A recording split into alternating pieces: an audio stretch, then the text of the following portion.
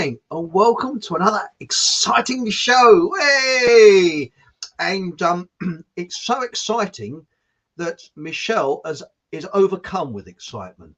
Now, actually, at the very last moment, well, it wasn't the very last moment, a couple of hours ago, Michelle was due to come on, but she's a bit Tom and Dick tonight. And she's got this bug that seems to be going around. I've had a bit of a languid throat for a couple of days, but it's going thanks to my recipe, which I'll give you in a few moments. But first of all, we got to do some tinkly music. So excuse me if things are a bit slow tonight with the what's going on the screen, but I've got to do this all on my own. So, so it's going to be fun, isn't it? Hey! Now, let's have some tinkly music and we're going to wish Michelle better. Okay, so here it comes. So, oh, hang on, where is it? It's coming on in a minute. Come on. Yeah. So let's all wish Michelle better. It's Tom and Dick. Yeah, it's nice, isn't it? Nice thoughts. Going to Bolton, she is. That's where she is. That's it. So, healing thoughts going to Bolton. So, anyway. On with the show, as they say. Well, tonight, you see, we was both Deb and not Deb, because Deb will be on next week, but Michelle and myself, we were revising up on all about Christmas, you see, and this afternoon down south, it was a lovely blue sky day and sunshine, and it got up to about 14-15 degrees. So I thought, shall I do some studying up for tonight's show, or shall I go for a nice ride on my bike? I thought, sod it, so I went for a ride on my bike. Oops. So I've got a few sketchy notes here, but I'll tell you something, it's really nice, and I'm going to have some top tips tonight. I've got a sewing tip, and I've also got, that sounds rude, doesn't it? And I've also got one for cyclists. So stay tuned for these top tips. Now, coming up next week is, I wouldn't say it's a blockbuster, but it's quite a show. Professor Moss will be on the show, and the show's title is Ego, and it's probably one of the most difficult shows I've ever had to do, because we've got some things to say, but we don't want to be rude to people, offend people, or be offensive anyway, or anything like that. And so we're going to steer it very, very carefully, because Professor Moss has left. Well, I don't know. I don't know whether she was given a marching orders or left of her own accord. Shall we say an awake, or a stand in the park. And I was told to leave a stand in the park. And we're not going to go deeply into that. What we're looking at is things like contagious emotions in a group. And we're going to be looking generally at the awake movement and what is really happening. Because something strange is happening, because I've heard from quite a few other people that have left as well. So not our group, so we're not saying as a whole, because generally Stanley Park is brilliant. They're really nice people, and the other ones I've been to are generally very nice people, and people are generally very nice. So we're not going to go on too much about that, but we'll be looking at what happens to people's minds in a group situation, and how people react in a group situation, and how they're very different in an individual situation. And we're looking at the psychology of these things, and we might actually get a highly qualified, although I doubt whether she will come on, Sue might come on, but I very much doubt it, because she's never done live broadcasting before and she's very shy of it. So, but you never know, keep our fingers crossed. But that's it. So it's going to be a very, very interesting program. And again, we're not going to be rude, offensive in any way. We don't intend to be, let's put it that way. We won't we won't be, because we're not rude and offensive people. Anyway, on with the show. Now, tonight we've also got Fake Guru. You see, you've got all these gurus from the East. So we've got Fockham Hall's very own guru. So that's coming up. So let's have a quick look in chat, see who's in there. And we've got what we got here. We got Louise. Says, hello everyone. You've done a lot of shadows on. You've done a lot of shadows on your own, Chris. Sorry, I've done a lot of shows. I'm in a mucking fuddle tonight, aren't I? Shows on your own, Chris, and we've had some great laughs. Oh, thank you very much. I started off on my own, so it's going back to the old days, isn't it? Hey! So, it's a bit of a laugh, isn't it? We've got Aunt Sally. Hello, Aunt Sally. Evening, folks. I've been looking forward to this as bored with Christmas. Well, I'm going to go on to that, you see, because I actually have Hymn-Phobia, which is a new thing, and I think it's Christmas phobia as well. So, anybody else that's Christmas phobic, I'm sure will be in safe company with me. You see, and we've got Ancient Ruby, and we've got hello, Chris. Lovely. I hope you have had a lovely couple of days. Good evening to everyone. That's very nice. We've got evening all from Louise Tom. We've got Stig. It says morning all. I assume, Stig, you're in Australia, New Zealand, or somewhere in the southern hemisphere. So that's interesting. We've got Mark Wright. Hello, Mark. We've got Ralph. And we've got a lot actually in chat. Oh, we got Cats. Mustn't forget Cats. No snow in Leeds yet. Well, it was really dry here today. It was like a sort of early spring day, really. The birds were singing. And I really enjoyed this cycle ride. It was fantastic. It was a little bit cold, but there was not much traffic. There was hardly any traffic on the road. And it was I felt a little bit like Omega Man. I'm cycling along, there's no one around. It was sort of creepy, nice, weird at the same time. It was strange, it really was.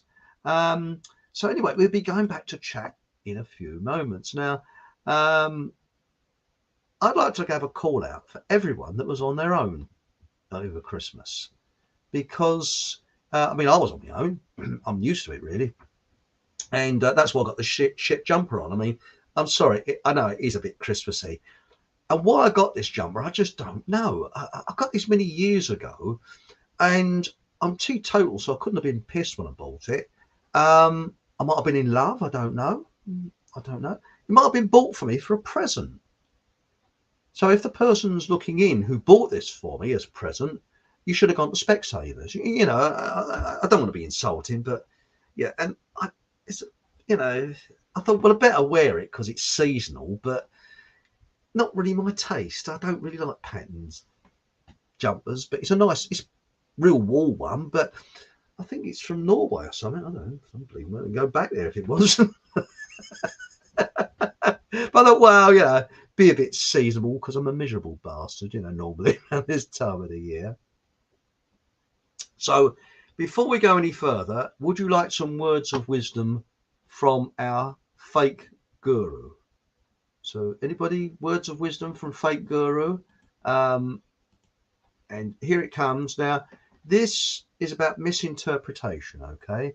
And this is what we'll be talking about next week. So remember, this is all hands together now, and it will be misinterpretation.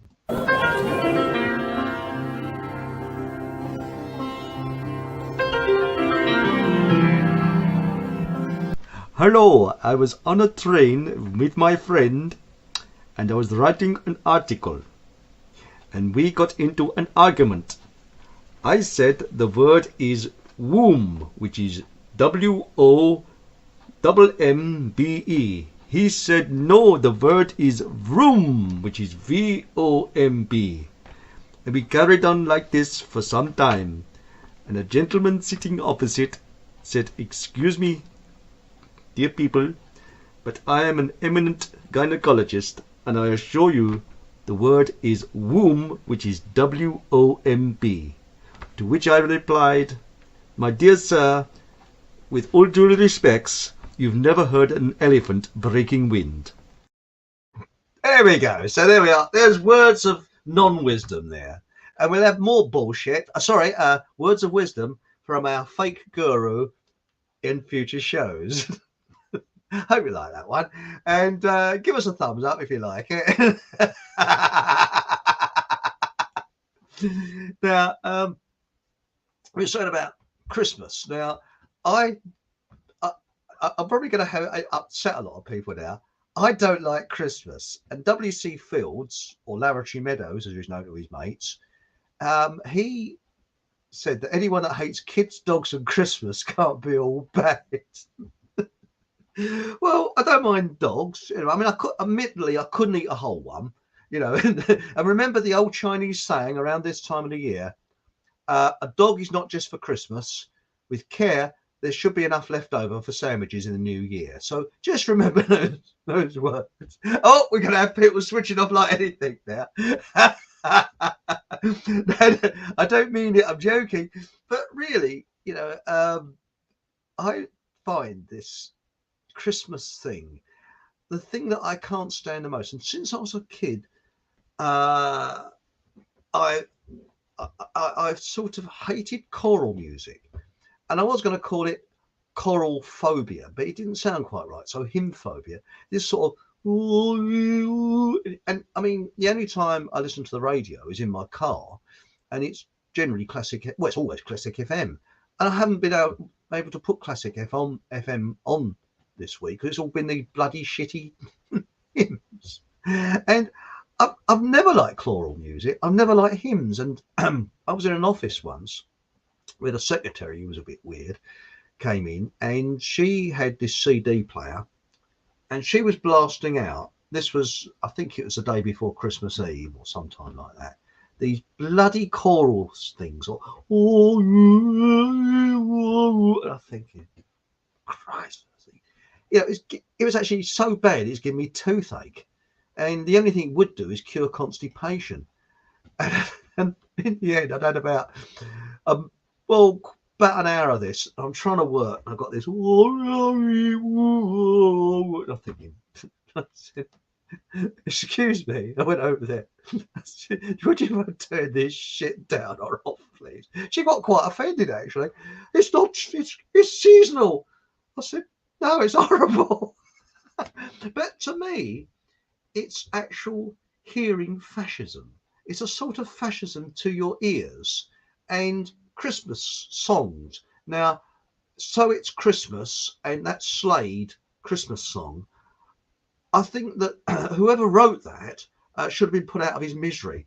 I loathe it with a passion. There's a sort of, and I actually went into a shop. I won't say which one. Well, I will say it's a pound shop the other year. It wasn't this year. This year they didn't have any music, and they had this bloody, was it? And so it's Christmas, and and I actually wanted something in there, but I hated this tune so much I had to walk out. It was horrible. And I had to sort of, why can't they have sort of ear defenders that you put in your ears to stop you having to listen to this crap? I mean, it's, but Slade, so it's Christmas. It sticks like chewing gum to the inside of your brain. And I found I've got a loathing for it that's really deep. Can't stand it. I know I sound a miserable sod, but there was a protest group called Pipe Down. I think it's still going. And Spike Milligan, he actually was quite a leading one in it. I think that Stephen Fry's in it, and Joanna Lumley, I think, deals with it. And that is, why do you have to have someone's choice of music blasting in your ears when you're walking around shopping? You got no choice. Because what one person's taste is may not be yours. I mean, I cannot stand rap music, rap music where the C is silent at the beginning of the word. To me, it's verbal diarrhea, along with choral music and hymns. And I went into a large DIY shop and had it all blasting out, and you couldn't escape it. The only place, even when I went outside, I couldn't escape it. It was bad there as well. I even went to the outside bit where they got the flowers, and they got it blasting over loudspeakers there. You couldn't escape it. And why should we have this? Because sounds and music um, change your moods. They change the way you feel and things like that. And with Christmas, I think it's the most. I mean, it's. Don't get me wrong. Just give me one moment. I do like festivities, and I think it's nice to brighten up this time of the year because it's the shortest day of the year, the 21st of December, and it's nice to brighten it up. Yes, I agree with that. Excuse me a minute. But what gets me is that it's a kind of forced laughter. And I'll never forget the year I lost my father, the first Christmas I had alone. I went into a shop, and the woman didn't realise it. I'm not criticising the woman, but she said, "Oh, have you all prepared for the Christmas? Getting ready to see the family?" And I felt like saying, "Oh," I felt like it. I didn't say it. I went, I couldn't really say that I didn't have a family and I was just on my own. And that really sort of hit it home. And I think it must be terrible. There's more people actually on their own at Christmas than there is with families or friends. And I know all my mates were all on their own, apart from one or two. And I think that it's all blasting at you this false happiness. And really, we've got away from what it was really about. But what was it really about? Now, I've been looking up a lot of stuff on YouTube and on the internet, and it's not really what it's supposed to be. And there's many now, make up your own minds on this, but most of the people that's researched into this have discovered it's more to do with worshipping Satan than anything else, because it comes from the Roman Saturnalia. And when you look at it, Santa, if you look at the letter Santa, that is actually Satan. And when you look at the traditions, and this is what I didn't punch up on this afternoon because I was busy going, that sort of like that on my push bike. So I like this on my car, and I'm sort of like this. And people give me the Hawaiian greeting when I'm on my bike. They say, "Hello, how are you?" I don't quite hear what they say, but I think that's what they're meaning by saying, the two fingers saying that. I think that's a Hawaiian greeting, isn't it? I'm very naive like that. But no, anyway, what I was going to say is that when you look into it, the silver and gold is to do with devil worshipping. And we had apparently started off with the Egyptian palm and the Roman fir. Now you think of the amount of Christmas trees that are just chopped down. They're used for what, a couple of days, and then they're binned. And the other thing is Christmas cards. And I haven't actually sent any Christmas cards this year, and I thought, sod it. I didn't send. I would say, correction. I tell a lie. I sent one Christmas card out, and that was someone that always used to send to my dad, was a mate of my dad's, and he's still carried on sending Christmas cards to me. I don't know how old he is. He must be in his 80s or 90s now. And I still send him a Christmas card. But that's about it, really. And quite honestly, what do people do with Christmas cards? Oh, very nice, bin job. A couple of days. That's it. Anyway, Yule apparently means child. And again, it's nothing to do with Christianity, because Jesus was supposed to be born later on in the year. And when you say, well, when shepherds watch their flocks at night, well, they didn't, because in that part of the Middle East, this time of the year, it's bleeding cold. It's very cold, and they wouldn't have had their flocks outside at this time of the year. But they would have done they reckon he was either born in around Easter time or September. So where does this 25th of December come from? Because I always think it should be the 21st of December because that is more to do with the shortest day. So it's not what we're actually what we've been told what it's about. It's something else, and it's like everything else. We've been brainwashed into this sort of fake history, and there's other areas of um, Christmas. For example, when people say they're pissed. Now, what that comes from is that shamans years ago, especially in Nordic areas, used to know how to mix up the magic mushrooms and go on a high. And that's where you get the reindeers flying across the sky from, because they're so pissed out their brains they saw reindeers fly.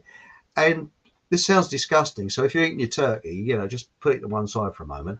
And people used to try and drink the piss of this shamans because this magic mushroom mixture, it would make them go on a high. And that's where the word pissed comes from, believe it or not. And as I said the other week, everybody's talking about Rudolph, the red-nosed reindeer, but nobody says anything about Randolph, the brown-nosed reindeer, who runs behind Rudolph and has problems with stopping. But anyway, you'll get that one later. So let's go back into chat and find out what people are saying about what's going on. Now we got here. Oh, hang on. Ruby said roasted veg too. Yeah, I did make my own mince pies. Oh, that's nice. Oh, that's very nice. That's lovely, that is. I actually had turkey, but I did it in the slow cooker and I cooked it overnight. And that's a little tip, you see. I put it on low all night and it lovely. It was really tasty. And then we got here the Tills in Poundland. This is Mike, right? Said play Christmas songs. Yeah, have you heard that sort of fake bloody voice that says ho ho ho? Now, where's your first present? And I'm buying something like some batteries. I don't think I'll be buying batteries from someone or something mundane, Bar humbug and all that, Chris. Yes, I am bar humbug. I think where I get it from is because when I was a kid, when I was very young, I think Christmases were quite pleasant. But when I got into my early teens, I don't really want to go into it. I don't want to overplay it. It was not a happy time.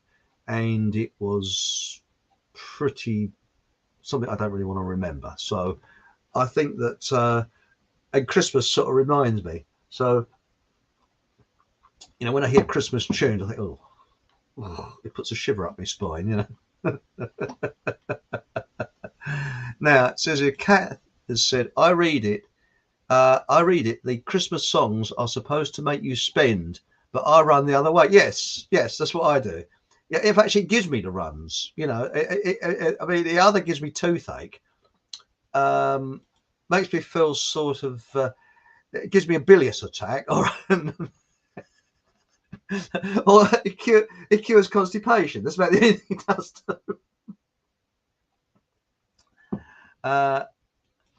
It says when they start playing it on the 1st of December, I've never forgotten it.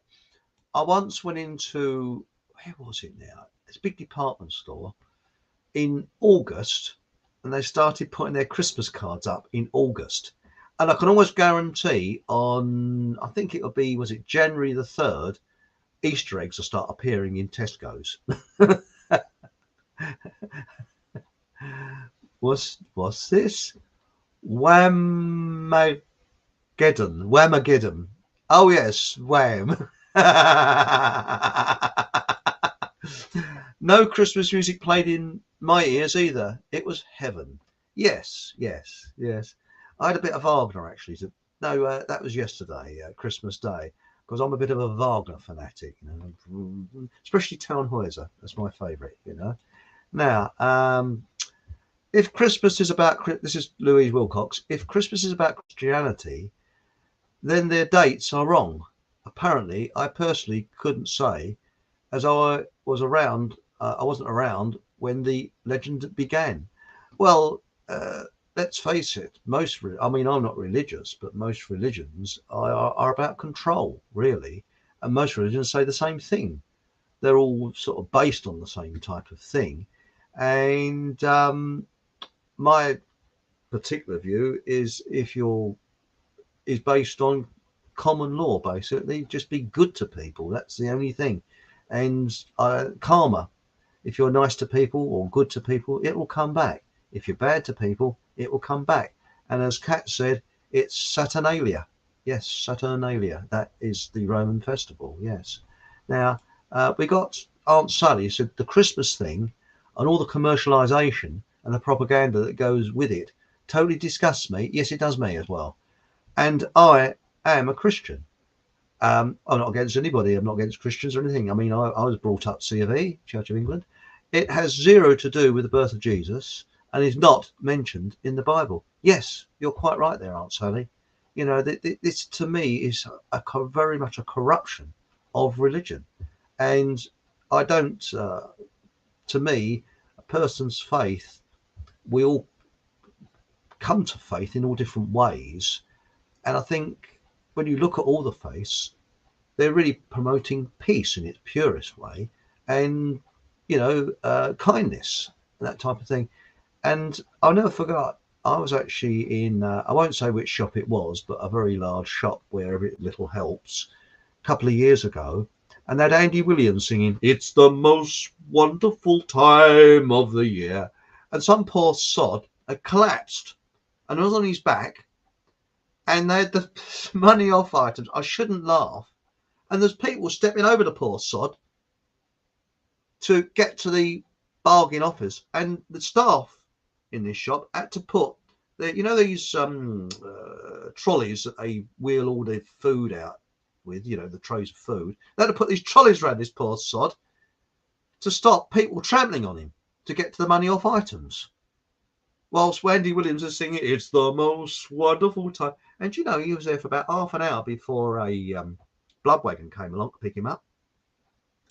And that was a couple of years ago. I was quite surprised. And Mike White said it was a pagan festival hijacked by Christianity. Yes, you're quite right. It was. And, well, as I say, that's why I think it should be on the 21st. But the reason it's on the 25th is because on the 21st, that's the shortest day of the year, and the sun appears to die for 3 days because what happens, the sun goes south, this is in the northern hemisphere of course, to its extreme, then it appears to die for 3 days because it keeps in the same place, and then after December the 25th it is rebirthed and it's born again and it starts to move north.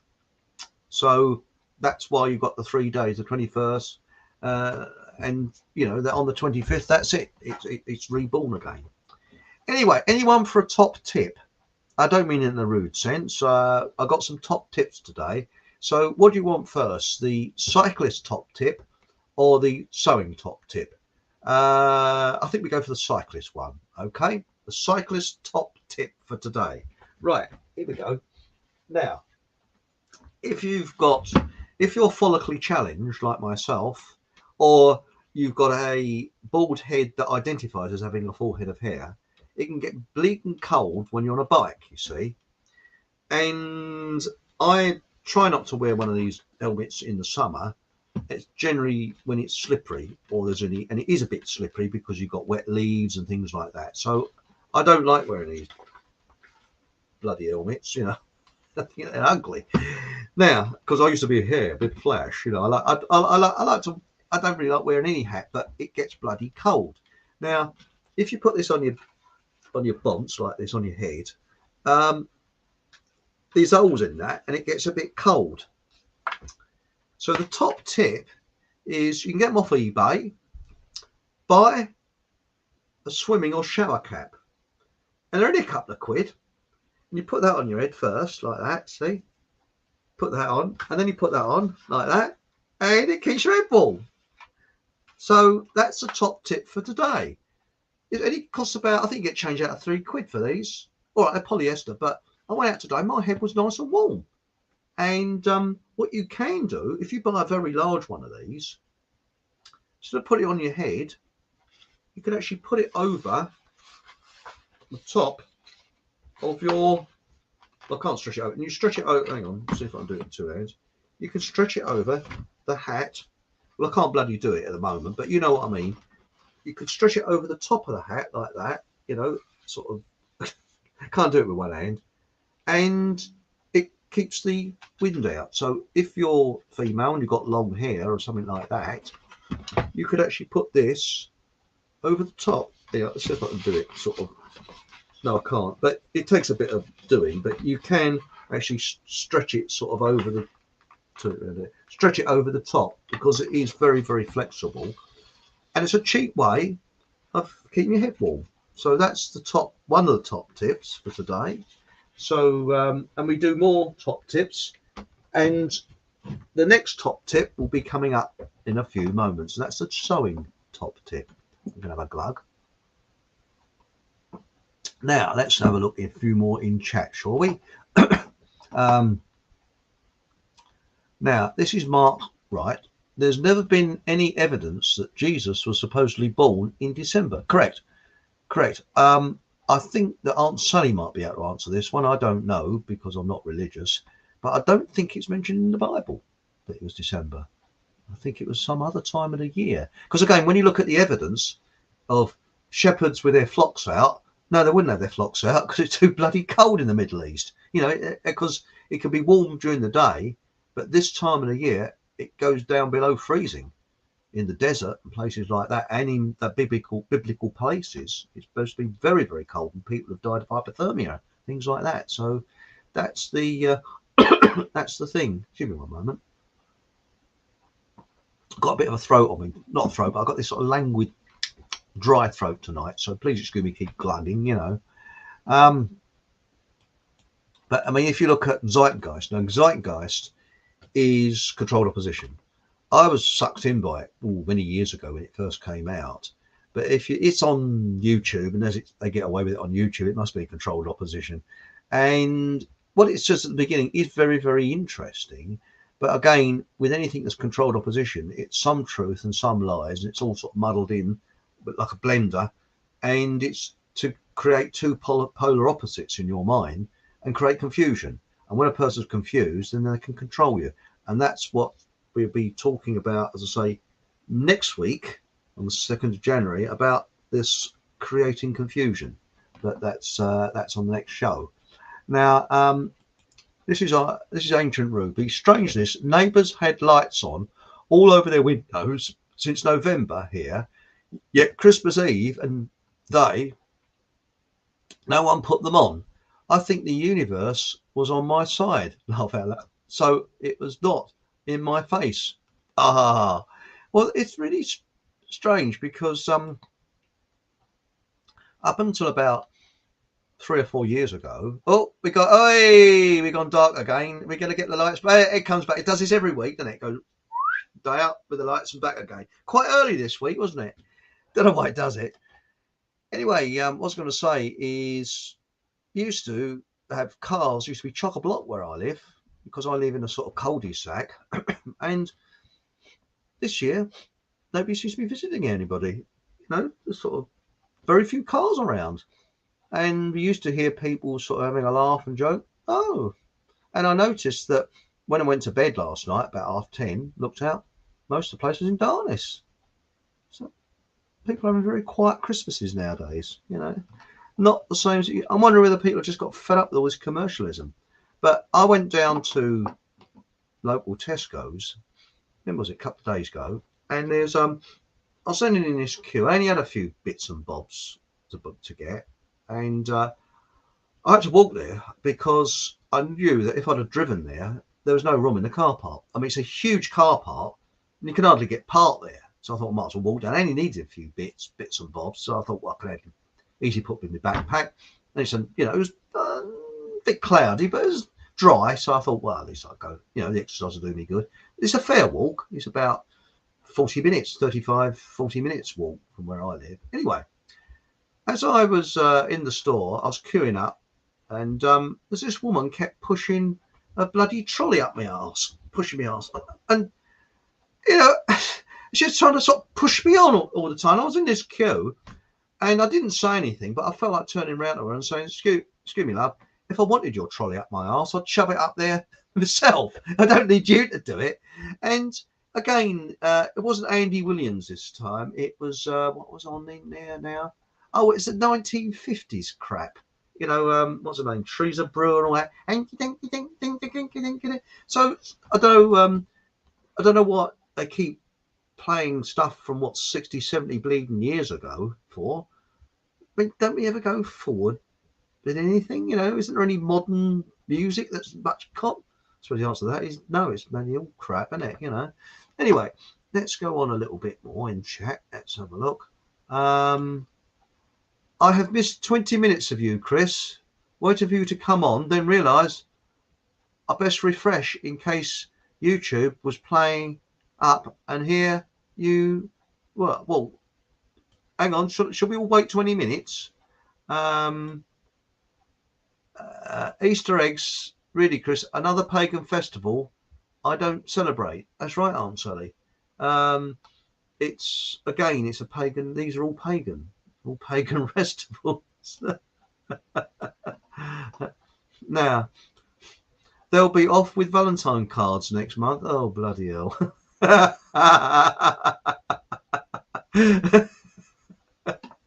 I think the sad thing is when you're a kid and you get a Valentine's card from your mum. That's really rubbing it in, isn't it? You know, when you're just about 14 or 15, because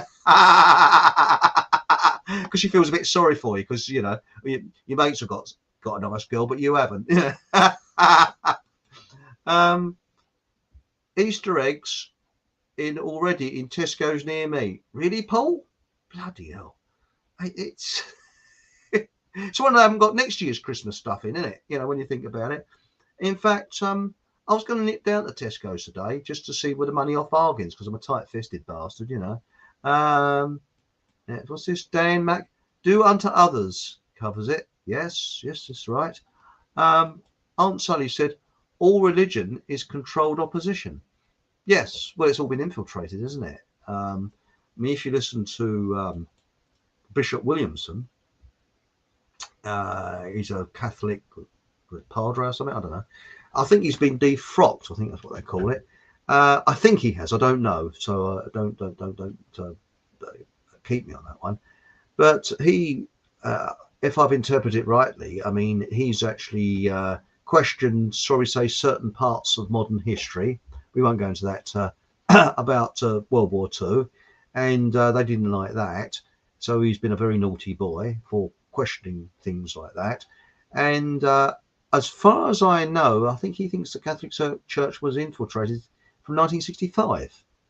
But again, it's best if you look on, he's not on YouTube, if you look on BitChute, because I think he's been booted off of YouTube, he says quite a lot about that. And the Church of England has been infiltrated. In fact, all of them, apart from one, which I won't mention, as you can guess, has been infiltrated. So it's all to do with ideological subversion, really. And it's quite surprising.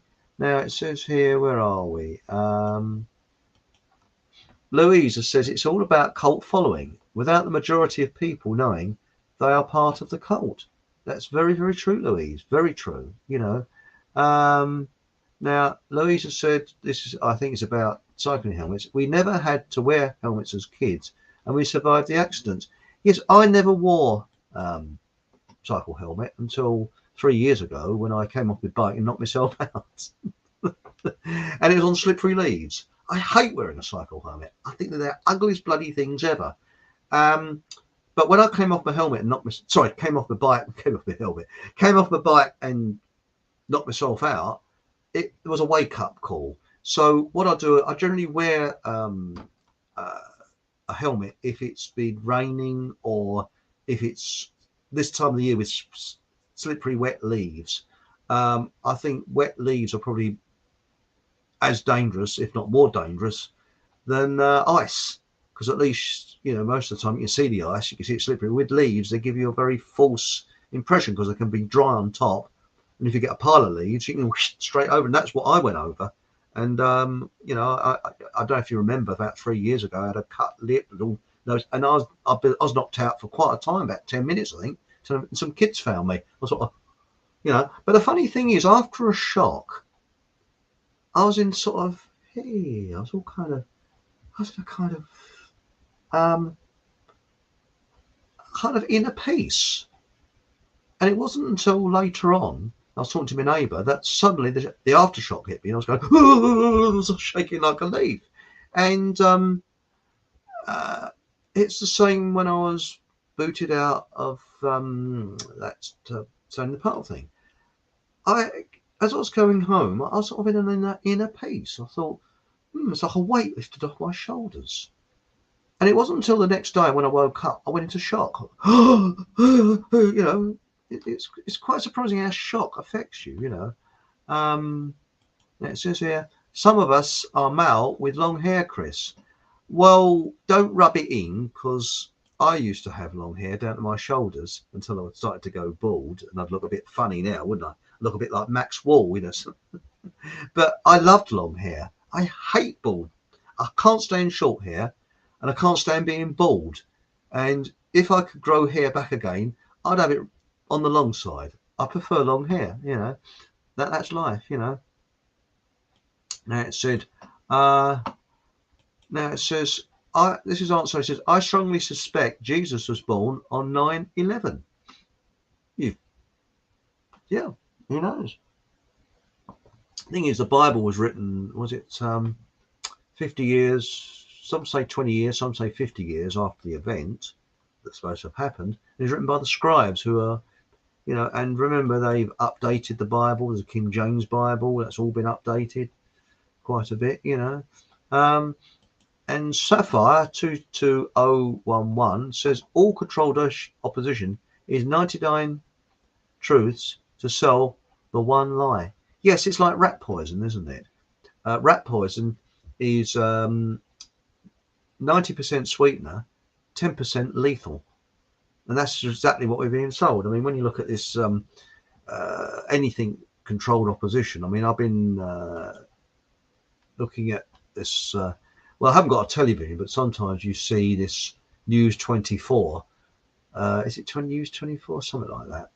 No, and I can't think of the bloody name of it. Farage is on there quite a lot. And I just think, oh, no, it does look a bit, you know, who knows? And Aunt Sally says, they are waking up. Yes.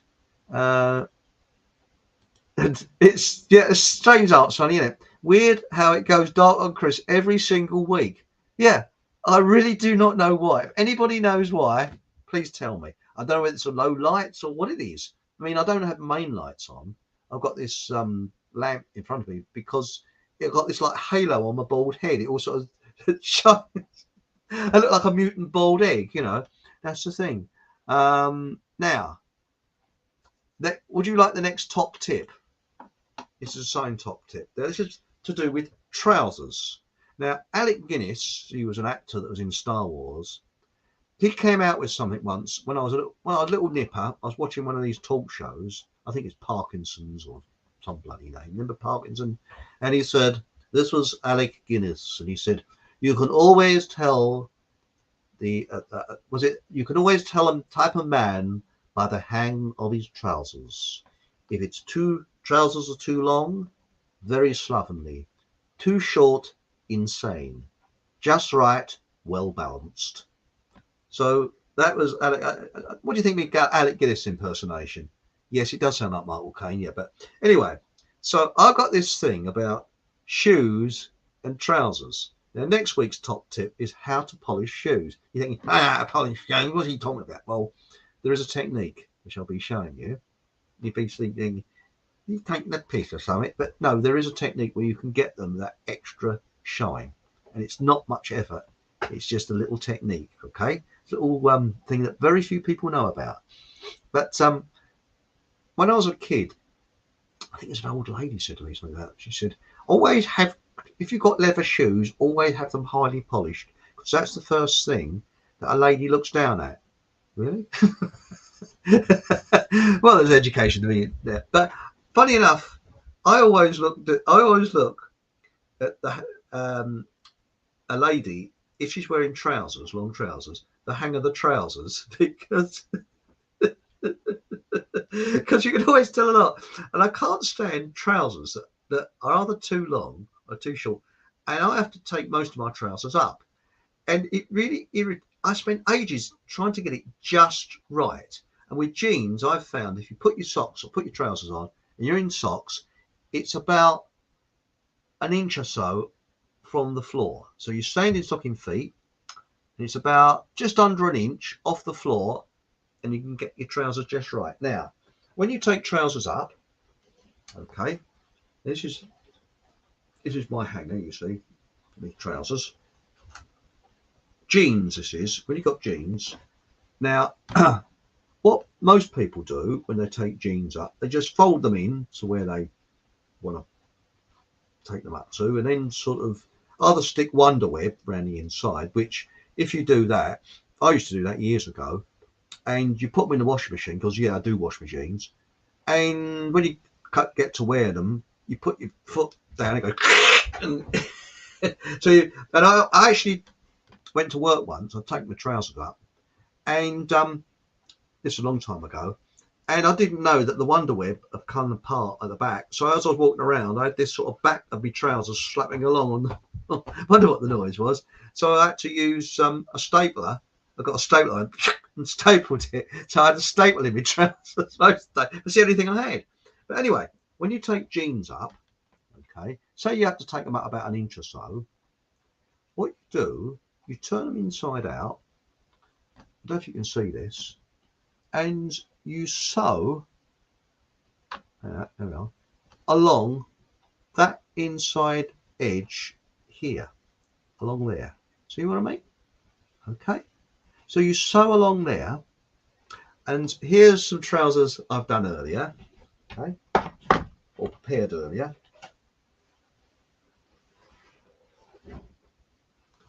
And what it is, you'll see these, I don't know if you can see that, they've got, that's the bit that I've taken up there. See, I've sewn that round with my ancient sewing machine. See that? No, there like that. So when you turn the jeans round, you could still see the yellow stitching. I don't know if you can see that with the light here. Still see the yellow stitching at the bottom. See? So they don't look as if they've been taken up. So that's a little trick. And also, if you do it wrong, if you take it up too short or too long, you can always adjust them because you haven't cut any material off. So if you look on the inside, you see that's been sewn along there like that, and you've got that flap there like that, and I'll just iron that upwards there like that, and there we are, a pair of jeans that you've still got the yellow stitching along the bottom, and you'd have to look really carefully. You probably wouldn't notice it at all that they've actually been taken up. So that's today's top tip. When you take up jeans, that's the way you do it. And you can put sew a little bit there and a little bit there just to hold it up, but it doesn't make. And also, the trousers look just right. So that's the top tip for today. I hope I've explained that correctly, but that's the way you take jeans up. And actually, you can do that with ordinary trousers, because there's a seam along the bottom of them, and you do like a loop. You sew along the inside, and again, you don't see where they're taken up because you'll still have that kind of seam around the bottom of them. So that's the top tip. So if you'd like some more top tips, they're coming up on later dates. Now, this Thursday, you remember the other Thursday, was it last Thursday? Can't remember. Miles Fleetwood, Dr. Miles Fleetwood was on. Well, we're going to maybe doing, don't hold me on this, but he's got some commitments at the moment, so he may not be available. But this Thursday coming up at 8 o'clock, we may be doing a test broadcast because he's using a different computer, because I've told him, don't tell him this, but I've told him where he can shove his iPad because his iPad's not quite up to it. Politely, of course. And so he's going to be using another computer, which is not an iPad. So we hope that, because last time Deb could see Miles upside down and the sound was like that. He's suffering from John Hamerism because when John Hamer comes on, because of his computer, he goes because the connection's not that good. So we're going to try it with another computer. So this Thursday, we might be on at 8 o'clock. We might not be on at 8 o'clock. So that's it. But we'll definitely be back. I'll be on with Professor Moss this Monday on one of the most, shall we say, it's one of the most difficult shows I've ever had to do. And it's it might be for her as well. I don't know. It's a very difficult show. Anyway, on back to the chat room. And we got Kat says, I hate TestCon, but it's the nearest. That's the problem, Kath. This is the thing. I mean, for example, I try and pay cash as far as I can, and I try to avoid these self-service tills. But sometimes you just got no option. I mean, I was in there the other day. That's when that woman was trying to shove a trolley up my arse, and and I was queuing for the self-service because the queues for the when there's a girl doing the checkouts, the proper checkouts, were absolutely horrendous. I mean, I've been in there for about an extra hour, and all I had was a handful of stuff. So I did go to the self-checkout, and I feel a bit guilty about it, and I am sort of, shall we say, going against my own ethics in many ways. I feel a little, but because you're doing a person out of work when you go to those self-service tills. But what was I to do? I've got a couple of handfuls of stuff, and that's it. And I wanted to be out of there and not listen to their latest shit that they're playing out. What was it? Rocking around the Christmas tree to happy holiday. Oh, what was it now? Who sung that in bleeding 50s? I think it was. Now it said Iceland. This is Mike Wright. Said had Easter eggs out on Christmas Eve. And Valentine's is a psychological dig. Yes, it is, isn't it? But think Valentine's was connected with orgies. Was it really? Well, I thought Saturnalia was connected with orgies. I thought that was the Roman orgy time, was Saturnalia on the 25th of December. Maybe, I just don't know.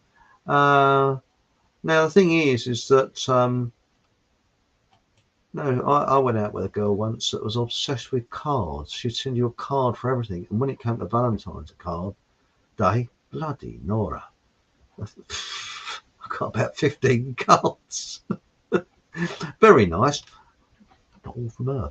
Anyway, we won't go into that. And now no, I'm bullshitting. Actually, they were all from her.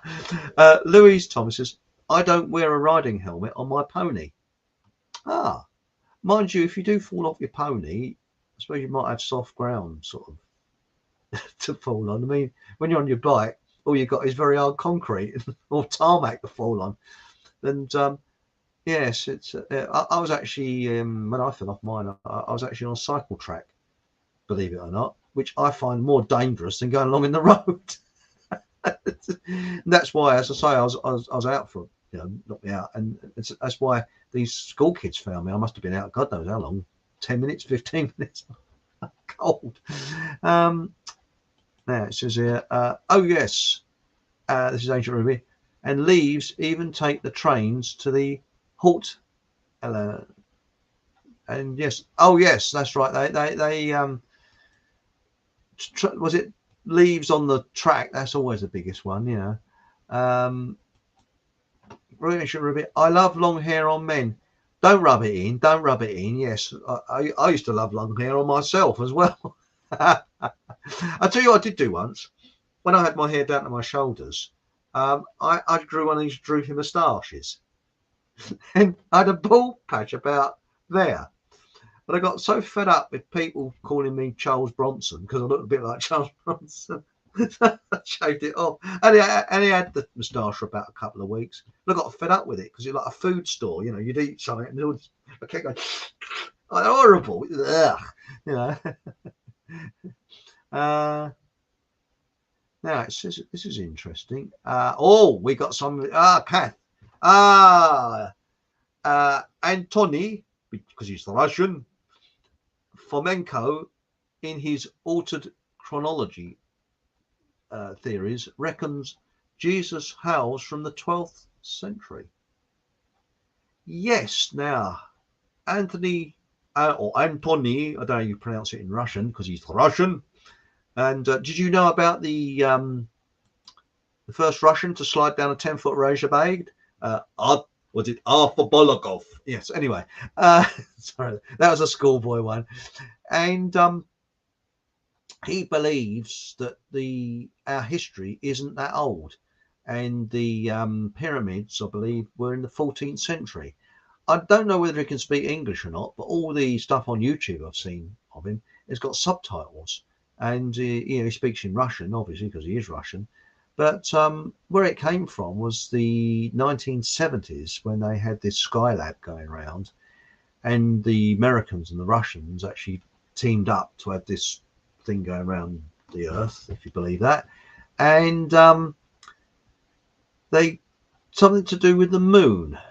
And this chap, Fomenko, realized that the calculations of the dates and things were wrong, and the NASA scientists gave up, but Fomenko carried on, and he was one of the top Russian mathematicians, so he really knew what he was doing. But there's also another theory that the Dark Ages didn't exist, because if you look at the cathedrals, each year or each decade they got better and better and better and better, because as the craftsmen improved and they learnt from father to son, that's what they did in those days, the craftsmanship got increasingly better. And then it froze for 300 years and then started up exactly the same place as it stopped 300 years prior. Well, history doesn't work like that. And they've discovered that the Dark Ages did not really exist, because there's a mathematical error when they changed the calendar over, and it's always been known to have been a mathematical error. So this particular year that we're in now is not 2022, it's 1722, because it's 300 years they missed out. So really, we're living this year is 1722. It's not 2022. Bloody hell, that makes me a bit old, doesn't it? Yeah. And now we got here, Ancient Ruby says, pathetic to judge one like that, but a great impersonation, Chris. Oh, that's the Alec Guinness impersonation. Yes. Yes, I suppose it is really with trousers, but I've always found that that is actually true with trousers. Sorry. I once saw when I had a television, which was over about 12 years now. I've had boot my television out 12 years ago. There's this program where there was sort of people that had psychiatric problems, and they did this psychological experiment or something where, what was it now? Can't remember. But they all had to meet and do stuff that they wouldn't normally do, and then you see this psychiatrist coming along, and he had a pair of, now remember this was 12 years ago, he had a pair of flared trousers that are about 4 inches above his ankles, flapping around as he walked along. And I thought, yes, that's a psychiatrist, because most psychiatrists, no rudeness to you, sir, sorry, a psychiatrist who I'm talking about, she's not really, well, she's a sort of psychiatrist. She's into psychology. She's quite highly qualified, and she hasn't got much time for psychiatrists, so I can say this. But psychiatrists need psychiatrists, because most of them are out of their head, quite honestly. And what was it that was someone said, anyone that consults a psychiatrist needs their heads Needs their head tested. It's true. Most psychiatrists are around the bleeding twist, and most of them are a bit pervy. I mean, there's something weird about these people. Now it says here, not all of them. I'm sure there's something not. My hair, this is blank wall, goes down to my waist, and my beard is ZZ top length. Oh yes, the old ZZ top. Well, a good thing about having a beard, you can hide food in there and eat it later, can't you? I've never really been into beards. I've always been cleanly shaven, apart from the time I had the drooping moustache and people took the piss out of it, so I shaved it off, But I never liked long shy balds either. I didn't like that very much. But as I say, I've always had the long sort of. It was down to about there, No, I didn't have a ponytail. No, it was just sort of long. But no, I do miss that. I'll tell you what I did find. That is when I went bald. I went bald suddenly. They said it's in my genes, and I changed from Levi's to Wranglers. It made no difference whatsoever. But you found the first time I went out in the rain, I actually felt raindrops on my head. I never felt that before because I had a full head of hair.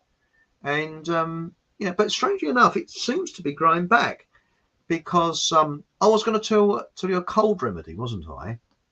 And also I'll tell you how to make your homemade shampoo. Another top tip, you see. So get your pencils and papers out, and I'll go on to a cold remedy and a top tip for your homemade shampoo, which is the best shampoo you could ever wish to have, as far as I'm concerned. And Kath Holsworth has said regarding polishing shoes, is it spit, Chris? No, it isn't. That's got you guessing, isn't it? No, it's nothing to do with spit. It's a technique. And I'll give you a little clue. What you don't use is a brush. You don't use a brush. Okay? But you'll have to wait for that one. That'll probably be next week with polishing shoes. And I've got this thing about polish. I always like to have highly polished shoes. And also, I'll be telling you how to clean your trainers as well.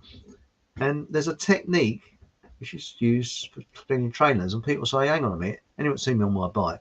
I wear a pair of trainers that are absolutely as crappy as you could wish to think of. And the reason they're crappy is, one, when you're on a push bike, you get all the crap thrown up from cars and whatever. And two, as I have an oily chain, it all gets flicks all over over the place. And the reason I have white trainers is so that, well, it'd be seen easier, because I wear black trousers and that. And no, I do not wear spandex, all right? I'm a jeans and t-shirt man, but not in this bloody weather. It's too cold, so that's it. So here we are. But yes, but no, it's not spit. I got you guessing, haven't I? Now we got what we got here. Now, answer, says, I use Wonderweb and then run my sewing machine over it. Yes, that's the best thing to do, actually. In fact, if you get I always go through the knees on my jeans. It's always the right knee. I don't know what it is about the right knee. That always goes first. And what I do to preserve it a bit longer, I'll put some Wonderweb underneath where the hole's just appearing, and and then sort of sew it around. Well, no, sorry, no, I don't sew it round. But the trouble is it does come off. You got to sew it round. But that's a good idea, Aunt Sally. You can use Wonderweb. But this idea with the jeans I've got here, if you make a mistake, you can unpick the sewing and then change it, alter it accordingly, Now it says here, Louise Wilcox says, I can't see at all, not by hand nor with a machine. Good job, Chris. That's very kind of you. Thank you very much. It's much appreciated. And the machine I actually use is one that I inherited from my parents, and it's a 1941 Singer. And I know it's a 1941 Singer because it's got a reference. It's got a machine number on it, and if you look that machine number up on the internet, it tells you when it was made. And it was actually made in Scotland in 1941. And yes, it's electric. It's not a hand. It's not one that you do by hand. It's got an electric motor on the side. It's as solid as a rock. You can't do fancy stitching on it, anything like that. You can only do straight stitching. But it's so tough. It'll even stitch through leather. That's how tough it is. It's a bloody good machine. And as long as you keep it well oiled, that's the only thing. You have to lubricate it every time you use it. It goes like a rocket. And I'd always go for a Singer, and they were one of the best. It's actually like, to me, it's like a work of art. I mean, the the engineering on it is absolutely fantastic, and it's as smooth as a whistle, But thank you very much. That's very much appreciated. But as I say, but there it is. There's the thing, and the other thing, it's best to put a steam iron over afterwards, so that little bit doesn't actually come down. So there we are.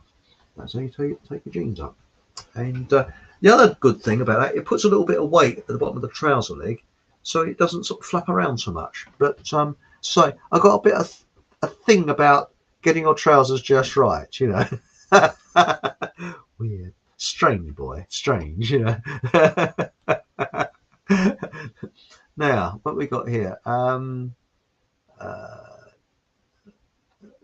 I've lost me. Help! I've lost myself. Now,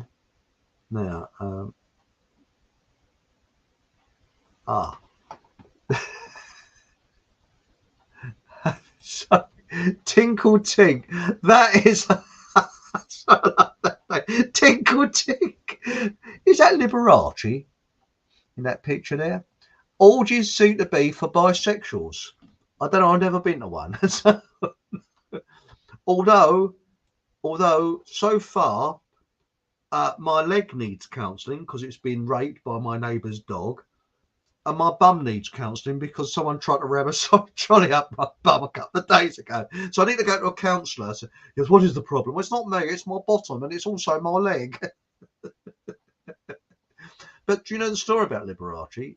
Going back to Tinkle Tink, Liberace was very ill because he had these very flamboyant costumes on stage, and he was getting worse and worse. And they found out his costumes were dry cleaned, and it was the fumes that were coming from the dry cleaning that were making him ill. So, and Louise Tom regarding a horse, I don't fall off. No. But I suppose you're a bit safer with 4 legs than 2 wheels. So there we go, But I tell you what gets me, though, the other week when it was really cold, it took forever to warm a car up. And I've never known it so cold as, well, I have done, but it was particularly cold. Was it -6 down here, in the south, which is quite cold for us.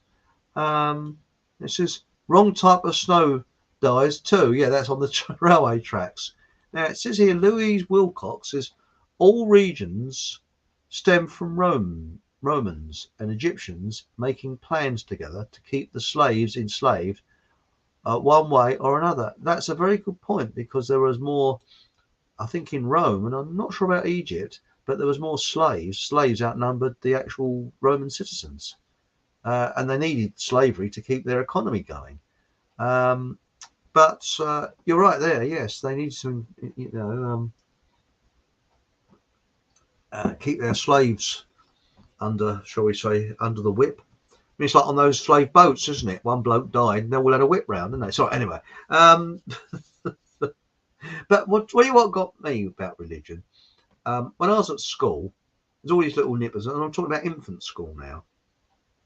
I was all standing there, and the headmaster came up, who used to mumble, and he said, was it Jesus is next to every one of you? And all the little kids are going, look, is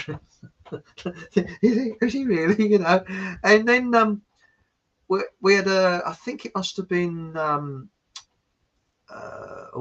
springtime, when Easter eggs and all that. It must have been about Easter time, when the Red Cross was due to give us a visit, you see. And I'm standing there in assembly thinking that they're going to wheel on this bloody great Red Cross. So I'm thinking, oh, this is exciting. And suddenly a woman came on and said something, and she walked off, and still waiting to see this Red Cross. And when I was going home, I went out into the playground when all the mothers were waiting to collect their children. And there's this woman, bossy old cow she was, talking to my mum. She said, Oh, she said, "You can't remember the exact words. It was, oh, he must have seen the Red Cross." And I said, "I didn't see the Red Cross." "Well, my son was, little Tommy was standing near you, and he saw the Red Cross." And my mum said, "Stop telling lies!" Bang! And gave me a right bleeding clap round the ear hole. I didn't see the Red Cross. I explained to her later that I thought the Red Cross was this big cross that was red. No, it's the woman with the Red Cross. You know, she came. But I got told off for that. "But you must have seen the Red Cross." "No, I didn't see the Red Cross." And now, this is an interesting one from Ancient Ruby. Graham Hancock has a controversial series out, yet I have not watched it yet. Yes, I saw Graham Hancock, not personally, but I think he was on BitChute the other night. And it was quite interesting what he was saying, that well, let's face it, again, going over to what we're going to talk about next week, about how groups of people mutate into believing what they want to believe, and it's groupthink. And I don't want to say too much about next week, but really, what happens with archaeologists and all these smug sort of societies, they get groupthink, and these smug gets with their bow ties, and Professor Plonker, who's studied archaeology at the University of um, they're like the shall we say, the conductors of an orchestra, and the orchestra is like the other archaeologists. They've all got to play their bit, and if anybody steps out of line, it's like playing a bum note. They'll stick out like a sore thumb. So everybody has to do what the conductor tells them to do, and this happens in groups. It happens in all these different societies and things like that. It's all to do with the conductor and the orchestra when it's nothing about music. So they all have to do and say. So that is group think. They're not allowed to think for themselves. They've got to do what the society says, because they daren't step out alone, because they miss out on their pension and things like that. And also they'll be sent to Coventry by the rest of the group. And that's again what we're going to be coming on to, about how people will go into groupthink automatically for self-preservation, even though what's being, but again, that's the next week. But you see, the thing is that with most archaeologists, I mean, I like what Graham Hancock says, but the only thing I'm a little bit troubled by, he can get onto mainstream. And anybody that gets on mainstream, I'm sort of a little bit concerned about. But I think what he says is spot on, actually. I think it was at 10,400 years ago, there was a huge, great cataclysm that happened that wiped most of civilization out. And it makes sense what he says when you look around. But what people don't talk about is that I think it was 622 AD. I think it was 24. Britain. The great cataclysm happened in Britain, which fused stones together in Scotland. And I think it was a meteorite that actually hit Britain and wiped most of the population out. So that's something interesting. That was mentioned on a show by Richard D. Hall with these two archaeologists whose names escape me now. I can't remember, but they're two archaeologists that very, very interesting. I think it was 622 AD. That's off the top of my head. Don't hold me to it. Now, Regis Get Fucked says Dark Ages exists in Bramley. Yes, they exist in Waltham Cross as well. It's perpetually the Dark Ages there. And if you want to, they have, there's a shop which I won't mention. There's a particular very inexpensive shop, shall we say. They have people of Walmart who also have people of that shop as well, because most of the people that go in there are obese also. And wear very strange things. Now, Tinkle Tinkle says, what was the biggest psyop ever, do you think, Eric? Christianity? All religions is the biggest, not just Christianity. I think it was all religions are the biggest psyops, because it's there to control people.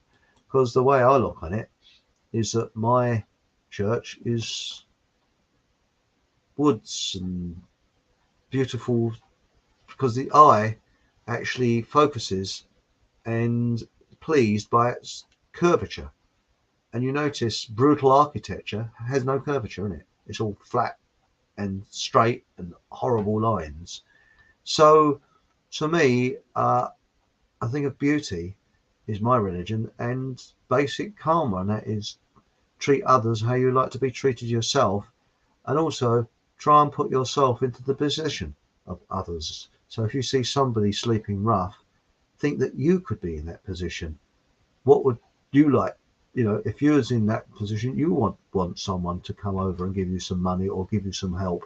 So I think that is the most important thing, is to, well, be empathic. That's the thing. Be an empath. Although not everybody is empathic. That's the thing. Um, I think Louise Walcott says, I think the times we live in are the dark ages. Yes, I think it's a loony time. I think if we survive the next couple of whenever, people will look back at this time and say the whole bloody world has gone cuckoo. I mean, that bloke in Canada is the most nuttiest bloke ever. You know, it's the prime minister about Canada, I think I'd call him. And Ancient Ruby says, have you noticed that they always bring up the past, yet it stops us researching the present, so traps us in the past with debates and so-called finding new things to deter us away from today? Yes, I mean, there's an old saying that says, in order to look forward, you need to keep one eye in the past, because what we learn from history is we don't learn from history. We never have done. And it keeps repeating itself over and over and over and over again. It's surprising. I mean, I came across a photograph once, many years ago, of my mother's uncle. And this was taken before the First World War. Must have been, I don't know, I'm guessing 1911, 1912, something like that. And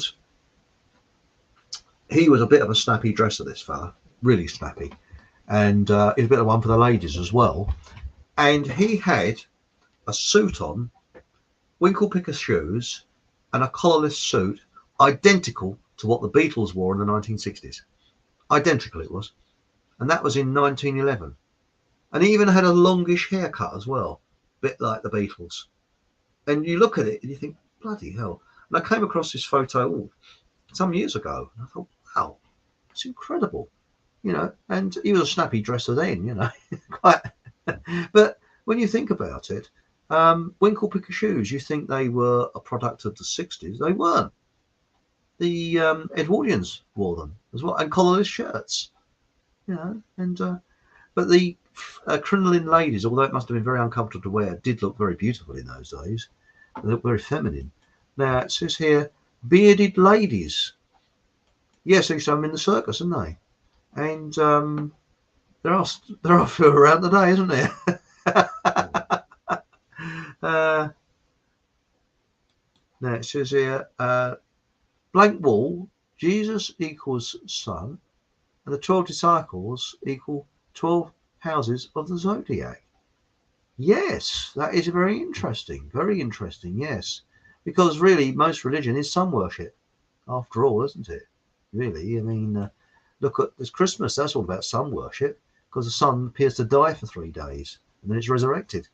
So, you know, it's all to do with this. Now, I'm going to give you, got your pens and paper ready, I was going to give you a cold remedy and some other remedy that I can't remember what it was, but I'll give you the cold remedy first of all. And I'm not a qualified whatever. And if Miles is watching, he is, I don't think he likes this idea. So Miles, can you put your fingers in your ears and go blah, blah, blah, blah, blah, for the next couple of minutes, please? Right. What you do, I've said this before, if you've got what I've got, which is sort of like a dry throat, and you've got a cold coming on, put half a teaspoon of bicarbonate of soda in some warm tumbler of water and mix it around and drink it. Whoops, and drink it down. And you do that every 2 hours on the first, when you first sort of feel a cold coming on. Okay, so you do that every 2 hours on the first day. So remember, that's half a teaspoon in a tumbler of lukewarm water. I'll say lukewarm, yeah, just warm water. Then the second day you do it every 4 hours, and on the third day you do it once in the morning and once at night. And after the FLU 1918 debacle in America and around the world, the American government put out a tender for any company that could actually find a cure for this FLU. And Arm& Hammer, the people that do the toothpaste, came up with this, and they had a thorough medical investigation into this using bicarbonate of soda, and it was found to actually ease the symptoms and clear the problem up very quickly. And the way it works is that a cold virus works on an acidic environment, and most of the food we eat is acidic, whereas bicarbonate of soda turns your body into an alkaline, where the cold cannot survive in an alkaline environment. So that's a little tip. Now, the only thing is that bicarbonate of soda is not that good for you because it's a form of salt. But my view is that, well, you're not going to take it that long, and it's like a form of shock troops. Don't take it for too long. Only use it, and once the cold starts to go, it should go very quickly. I mean, I did this once. I was due to broadcast one evening, and I thought I had a cold coming on, so I took this bicarbonate of soda mixture, and by lunchtime it had gone completely, the cold. So, it does work. There's only two side effects which are not very nice, and that is, one, it causes flatulence, and two, you'll be in and out the loo because it's diuretic. So you better keep in the day you start taking the old bicarbonate of soda, or make sure that wherever you go there's loos available, because you'll be in and out the loo all the time. But what that's doing, that's flushing the cold through you. It's actually flushing it out of you, the germs. So, and also the flatulence is, well, it's best if you're on your own. So that's it. And I was going to tell you another top tip, which I've forgotten what it is. So if someone can remind me in chat, I will tell you the other top tip. That's gone completely out of my mind, whatever it was. Louise Tom said, banana skin for shoes. Yes, that can work, but my tip is a little bit better. And the other one, we're going into shoes here. It is to build up layers of polish using cloth and water, Chris. Sort of, but it's more to it than that. Okay. And now, Ancient Ruby says, my great aunt was a seamstress, and hers is the same as yours, Chris. What a lovely compliment. Thank you so much. That really is much appreciated. Thank you very much. It's much appreciated. That is kind. Thank you. And mind you, I sort of I did this by machine. Where are we? I did that bit by machine, but then through, the bit where the seam is, that bit, I did that bit by hand, because although I can go over there, because as I said earlier, my Singer will sew over leather, because it's a bit sort of bumpy. It doesn't sew it very well, that bit. So I do that little bit by hand. But the rest of it, no, it's done by machine. I'll be lost without the old Singer. That's, that's great. That is. And now this is interesting. It says here, answer. It says, Chris, for the knees in your jeans, use a medium or lightweight iron on interfacing behind the knee. That's interesting. Thanks. Well, you know what I normally do, Aunt Sally, when I put my knee out of my jeans, I turn them into shorts, and I just sew it around, and I make them into shorts, because people buy denim shorts. What bother? I use old jeans. They're great in the summer, and these are things, now it says here, all old things are a work of art. You're right there. You're right. And what got me with Singer is that you can see singer sewing machines going way back into the Edwardian and Victorian times, and they didn't change much until the 1960s. They kept the same sort of design. They were so well built and so designed. And I was talking to a chap in a sewing machine shop where I bought my oil from, and he said that if you get a German singer, one's made in Germany before World War II, he said they are precision engineering. Like you absolutely, he said they just go and go and go. And this is the thing with the singer I've got. This thing is absolutely fantastic. I think if you've got a Jones, that is probably a singer, because I'm talking about an old Jones sewing machine from say the 50s or 60s backwards. I think Singer made them and they put Jones label over the top. I think they did. I don't know, because they are identical. And what's it? Now we've got here.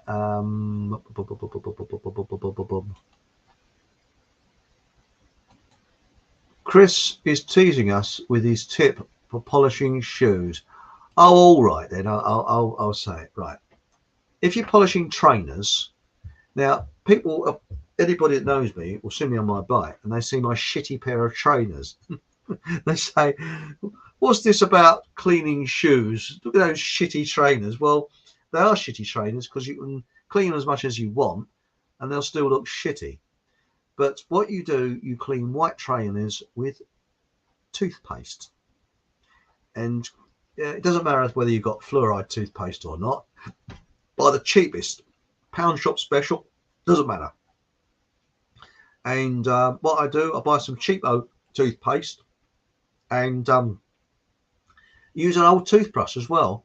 And I rub the trainers over with that. Now I've got, if you've got sort of like white leather or white, what's that artificial leather stuff, and even even if it is leather, you wipe it over with toothpaste, wipe it off, and they're absolutely glistening white afterwards.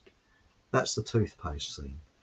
Now with I was going to say this next week. All right, with polishing shoes, the secret is, yes, you can get a shine, but you can get a super shine on them. And well, I was going to show you one of my boots. I'll show it to you next week, or one of my shoes.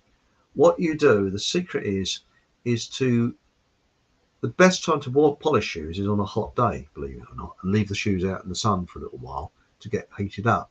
But the secret is to make sure the shoe leather is relatively warm before you start. And also you melt the polish. You can put like a candle underneath it, or you can say, but you make sure you can put it on a radiator, and not, you don't want it liquid full, but just soft, okay? And what you do is you do what is like three bits and circles. You get, now you don't use a brush, you use a cotton. I usually find old t-shirts are pretty good. You use a cotton rag or an old t-shirt, something like that, put it around your finger, and you dab, and you have some hot water as well. Now, I did say you don't use water. Well, this is not fully. And then you put the polish on in little circles around the shoe, okay, that you're doing. Very little circles, and it's water, polish, circles, water, polish, circles. And you do that, okay? Now, the secret is you go all the way around the shoe, okay, with your polish. The secret is leave it half an hour at least, okay? Don't polish it. Leave it. Don't leave it too long, but about half an hour. Have a cup of tea or something like that. That's the best thing to do. Excuse me. And then when you then get a nice clean rag, and again a cotton t-shirt, an old cotton t-shirt, perfect. And instead of buffing it like that, no, you won't get a very high polish. What you do, you put the cloth either side, put the shoe on, and then go each side, so that it gets it really hot, and you melt the polish on to the surface of the shoe. or the boot, whatever, and you will get your shoe or boots to an absolute high gloss that way. If you buff it round with a ordinary rag, um, it'll be polished. You'll get a gloss, but it won't be such a high gloss as melting that polish in. So the secret really is to leave the polish to dry. That's the secret. But don't leave it overnight. Just leave it for about half an hour to an hour just to dry off. And make sure the leather is warm when you're doing it. And that's the top tip for polishing your shoes. And that's another thing I do.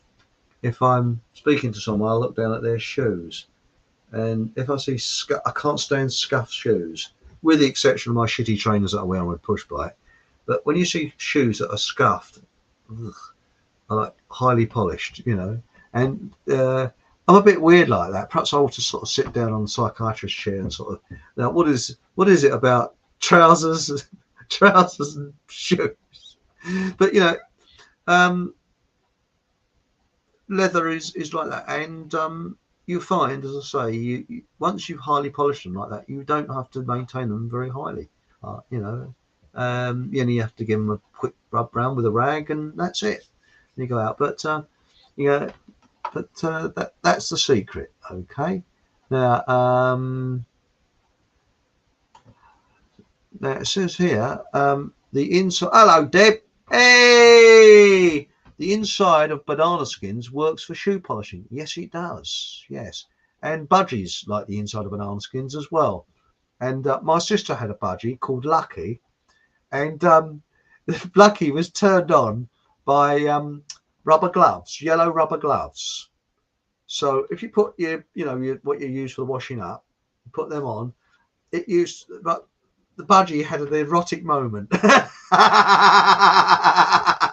So if you want to turn your budgie on, where there's something in that yellow, the old what do they call them? The rubber gloves. There's something in that yellow that turns budgies on. So another top tip. So if you've got a randy budgie.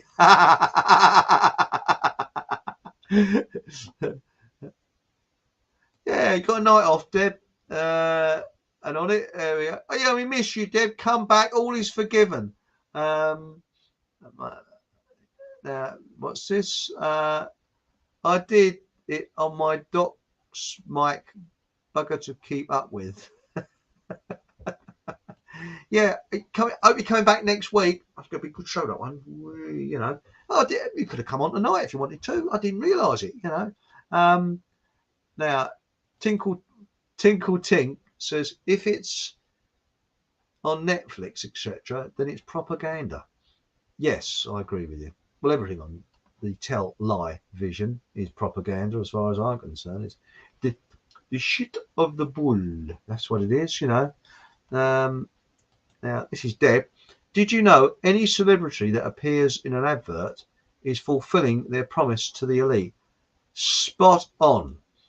Like that, let's keep this on here for a while. Like that bloke that can't act, not who blows the bloody doors off, and the pub pianist who can play the piano, yeah, but you can see him up East End pubs, the 10 a penny. And I really do think those people, I haven't got any evidence of it, they're probably told, yes, we'll make you famous, providing you do what we tell you. Yes, I've got that feeling, But somebody was saying, who was it now, today,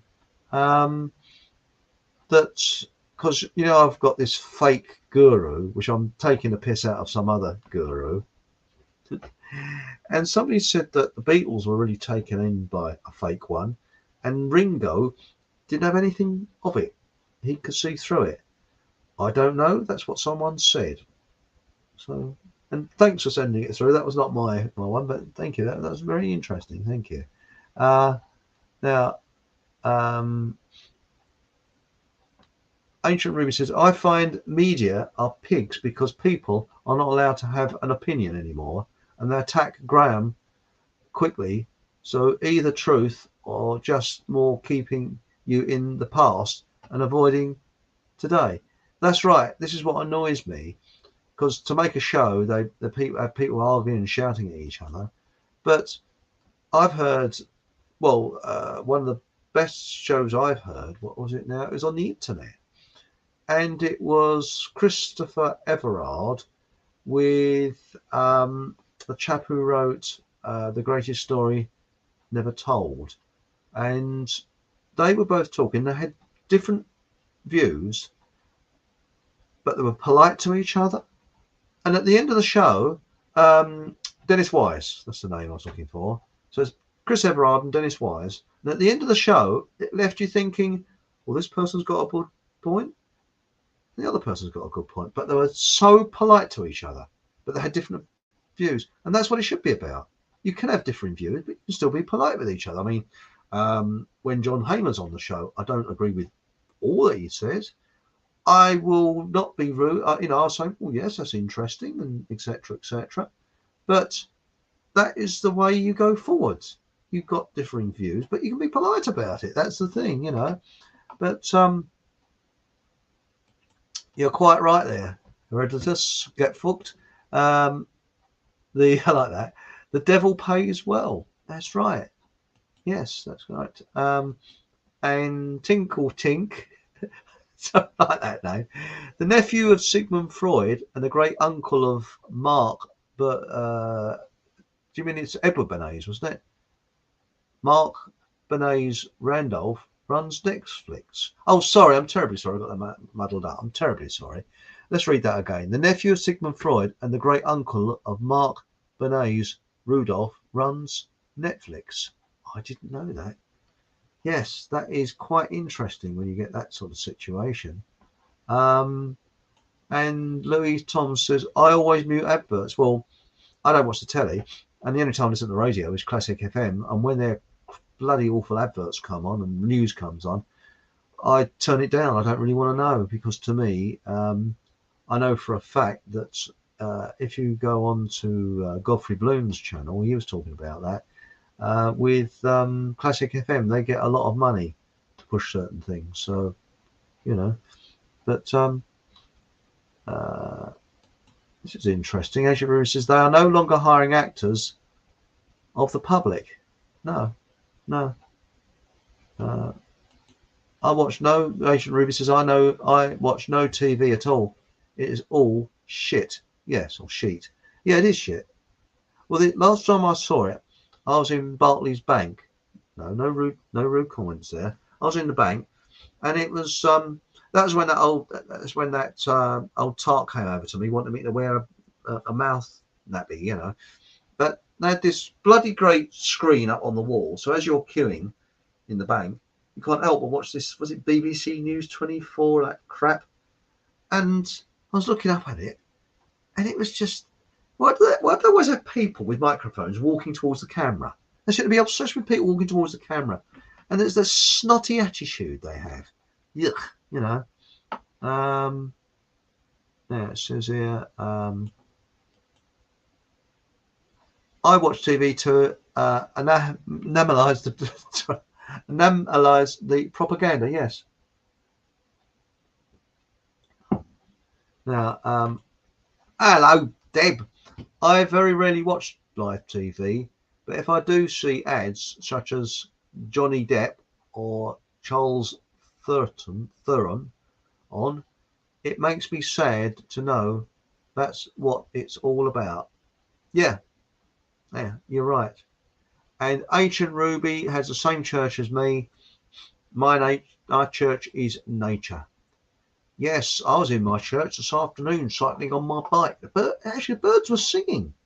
Didn't think they sung much this time of the year, but it was all, really nice it was, And Mike agrees as well. That's it. So does Deb. She agrees. And so does Mike. Yes, that's right. It is nature's beauty. That's what I find. I'll tell you what else is nice. Watching a sunset. Oh dear, pardon me. I must use my handkerchief. How rude of me. Excuse me one moment. It's the cold, I think.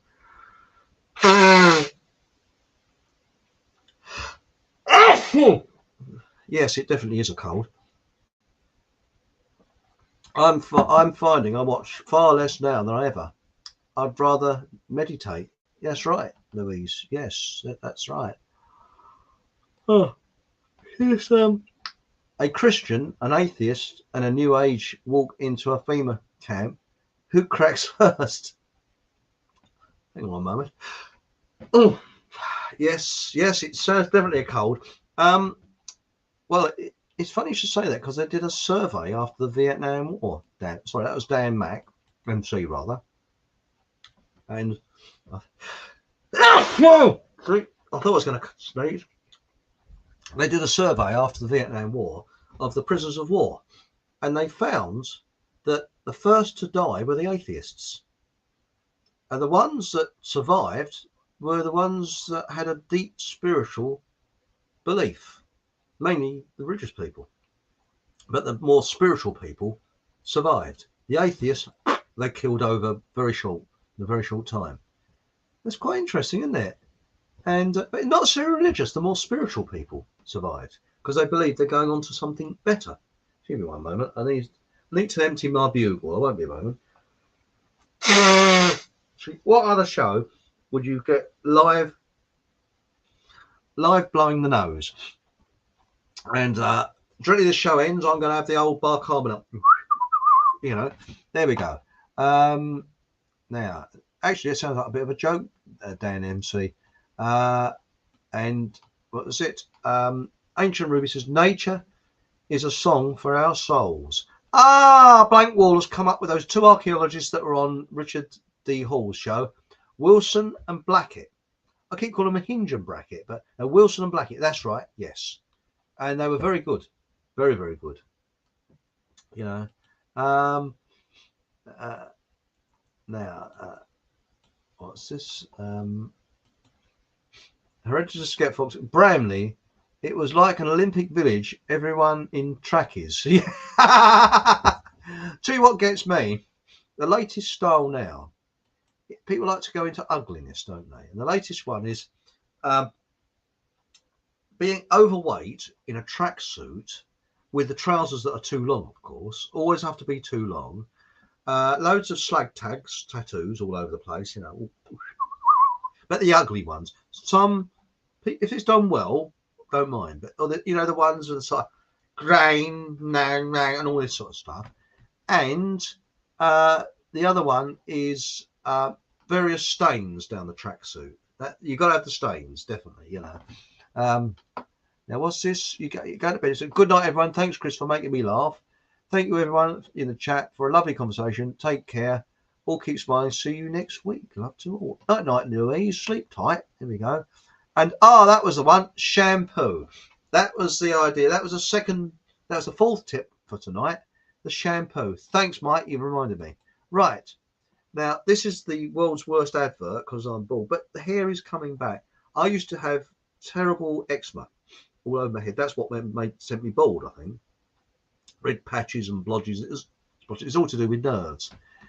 And I found out that it's to do with the shampoo, because when you use these hair shampoos, it leaves a kind of film on your hair. And it was affecting me. And I had all the worst with these so-called anti-dandruff shampoos. They're like terrible. And what I do now is I get a plastic container, put some honey in it, a little bit of honey. Then I put bicarbonate of soda again. You mix bicarbonate of soda with it. And I put some, you get a tea bag and you can put some nice smelling herbs in it if you want.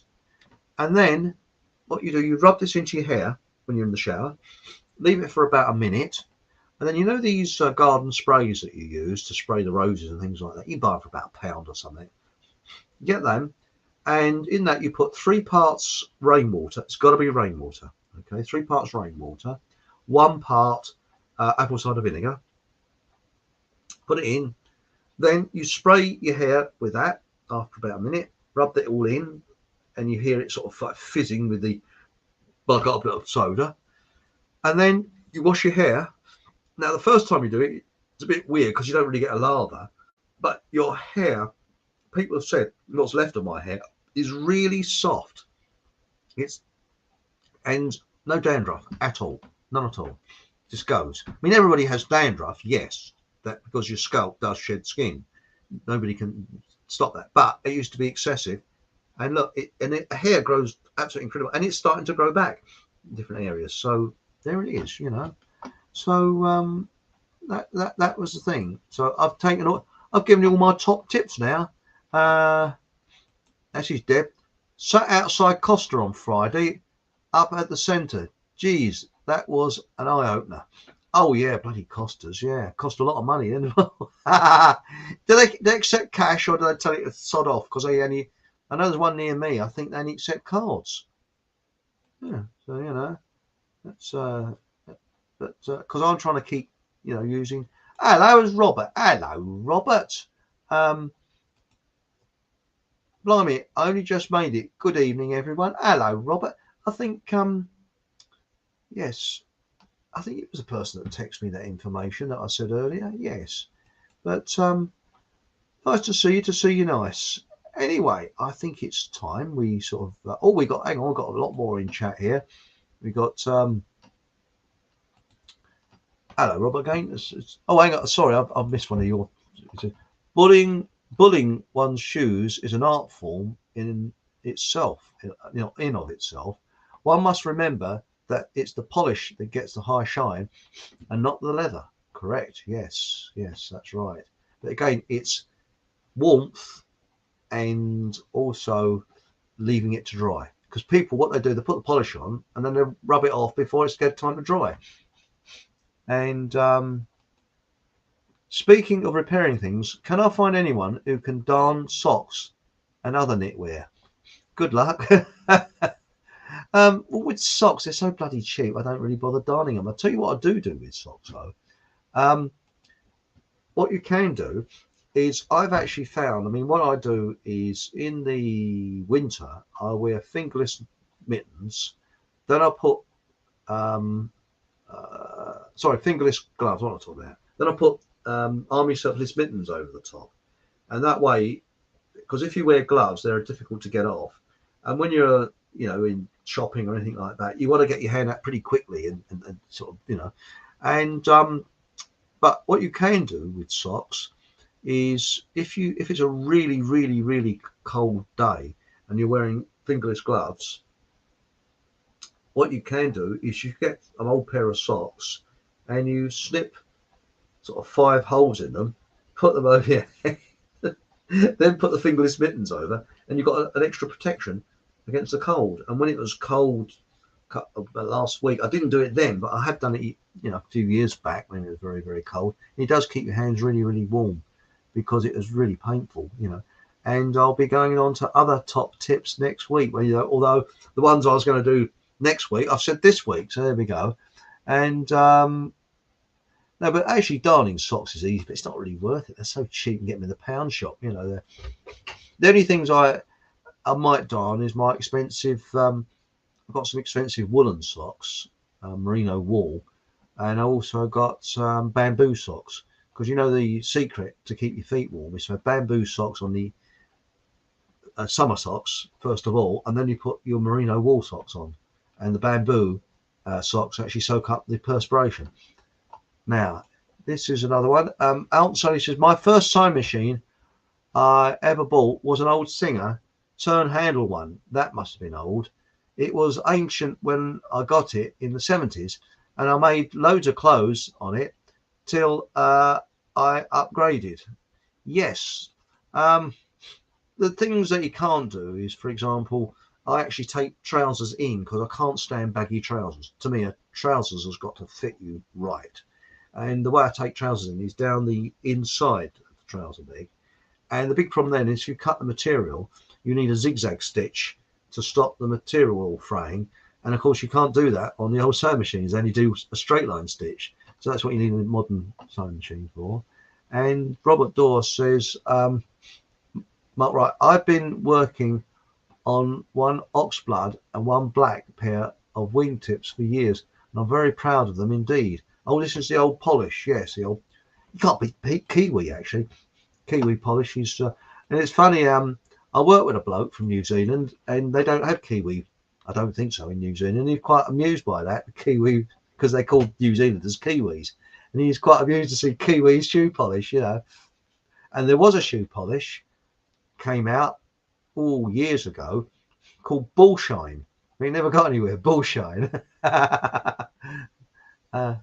And Tom said, "Oh yeah, heard of toothpaste method? That's it for your trainers. Yes, toothpaste.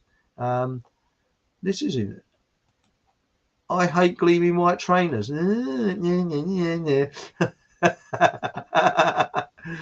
says WD-40 works well too. What, for polishing your shoes? I know that WD-40 people use it for hinges, and it's not for that because it actually takes the oil out.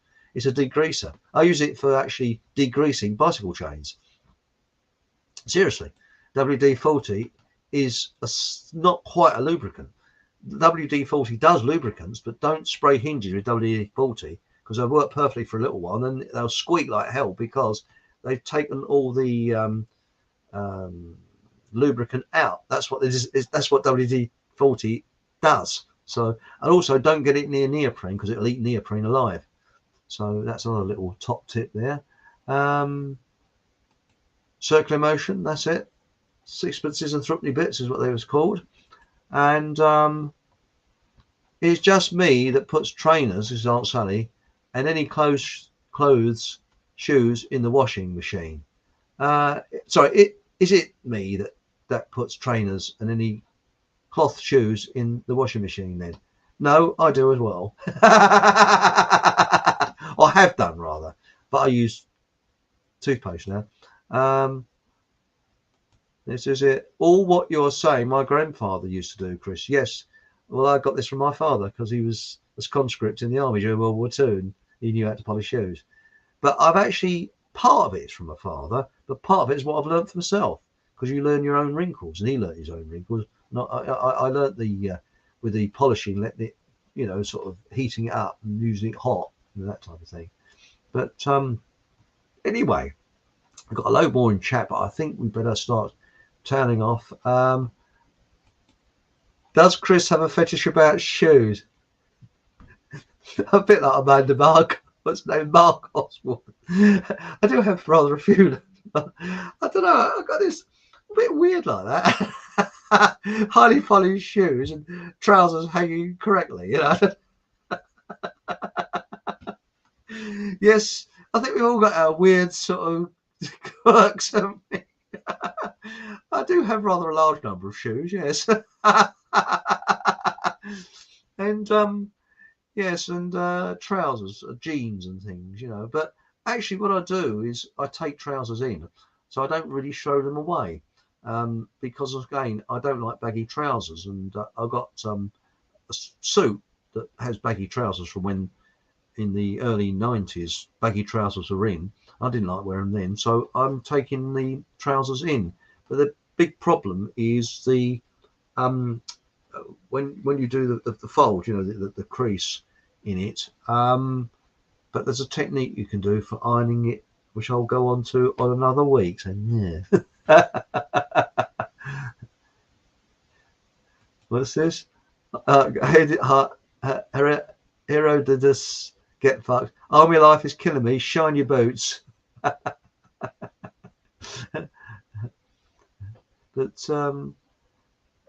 well, right. So what about the shampoo, Chris? Yeah, I've just mentioned it. It's bicarbonate of soda. Just mentioned it. You missed it. Anyway, thank you very much for everyone coming on the show tonight. It's Christmas special. And next week, as I say, we should have Deb back. We'll drag her on kicking and screaming. And we'll have also Professor Gloria Moss on. And it should be a very interesting show. One of the most difficult shows I think I've ever had to put over in many ways, because it's not going to be offensive to anybody. We don't intend it to be. We don't want it to be rude to anybody. That's the last thing I want to do, is cause any offence or anything like that. It's just interesting observations, I think, that way we could put it. So Why not? Hang on, what's this that Aunt Sally said? If I did have a budget, I'd buy him a girlfriend, to be honest. Yeah, well, me and my sister's budgie did have a girlfriend. It was it's a rubber glove. It's a washing up glove. She'd shag it over to the bird. She how much to dry, because the bird used to sit on her shoulder occasionally, come out of his cage, and he went absolutely doolally. It's his sexual highlight of the week, I think.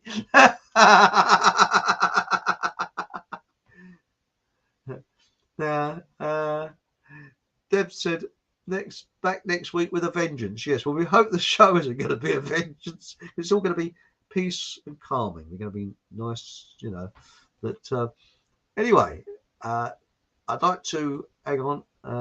What's this?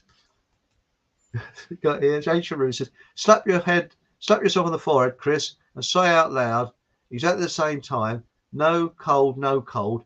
Teach your brain to hear the positive, and it will be gone. It works. Yes, I agree with you. And that's something that I was talking to Miles about, because I went over there for a Christmas dinner. It was good. It was. We were sitting in his shop having a nosh at his Christmas dinner. Yeah, lovely it was. That's the sort of health place you need to go to. That's it. And I did say earlier that we're going to do an experiment, because I won't say that his iPad is crap, because it'll upset him if he's watching.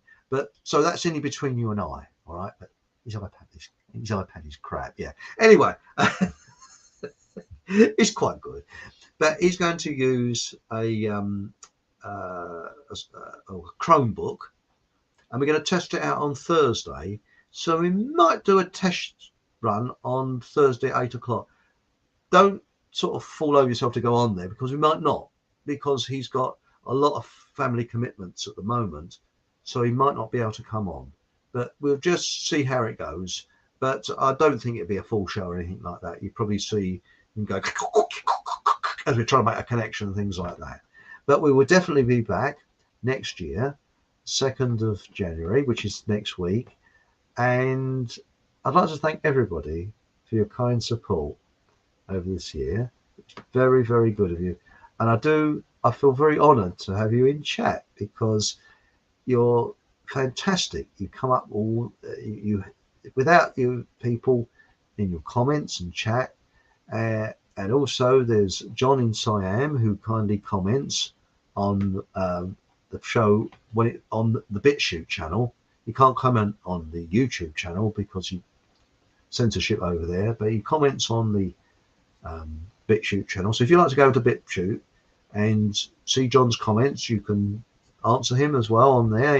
He's a lone Brit in Siam who refuses, extremely brave he is, he refuses to wear the bloody muzzle over his mouth, and he's refused to do what he's told regarding what's happened over the last 2 years. I think I'll put it that way. So a very brave man. So he needs our support, and I'd like to wish everybody a fantastic new year. It's going to be a fantastic new year, isn't it? And we're going to work on it to make it even better, aren't we? So thank you very much, everybody. And it's funny. Well, actually, I'm going to say see you next year, but I might be on with Miles on Thursday. Might be. See how it goes.